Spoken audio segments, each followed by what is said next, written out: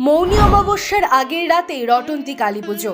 কিছু কাজ ভুলেও করবেন না, তাহলেই জীবনে নামবে কালো অন্ধকার। কি কাজ ভুলেও করবেন না তা জানতে এই ভিডিওটি সম্পূর্ণ দেখুন। মৌনী অমাবস্যা বিশেষভাবে শুভ। এদিন দান ধ্যান করা এবং গঙ্গা স্নান খুব শুভ বলে বিবেচিত হয়। বাংলার বিভিন্ন জায়গায় রটন্তী কালী পুজোয় বিশেষ পূজা আরাধনার ব্যবস্থা করা হয়। অমাবস্যার আগের তিথিতে হয় দেবীর আরাধনা। এই তিথির রয়েছে বিশেষ গুরুত্ব। রটন্তী শব্দটি এসেছে রটনা থেকে। শাস্ত্রমতে এই দিন মুক্তকেশী দেবী অর্থাৎ দেবী কালিকার মহিমা ত্রিভুবনে ছড়িয়ে পড়ে। তখন থেকেই প্রচলন হয় রটন্তী কালী পুজোর। মৌনী অমাবস্যার আগের দিন চতুর্দশীতে পালিত হয় রটন্তী কালী পুজো। মৌনী অমাবস্যা বিশেষভাবে শুভ। এই দিন দান ধ্যান করা এবং গঙ্গা স্নান খুব শুভ বলে বিবেচিত হয়।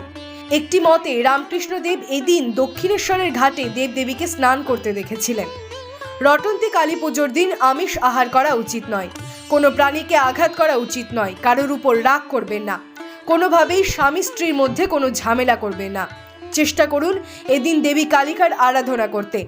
এদিন দেবী কালিকার আরাধনা করলে জীবনের পাপ মুক্তি হয়, দূর হয় বিভিন্ন বিপদ। এই রকম ভিডিও দেখার জন্য আমাদের চ্যানেল সাবস্ক্রাইব করুন। ভালো লাগলে লাইক করুন, কোনো প্রশ্ন থাকলে কমেন্টস করুন।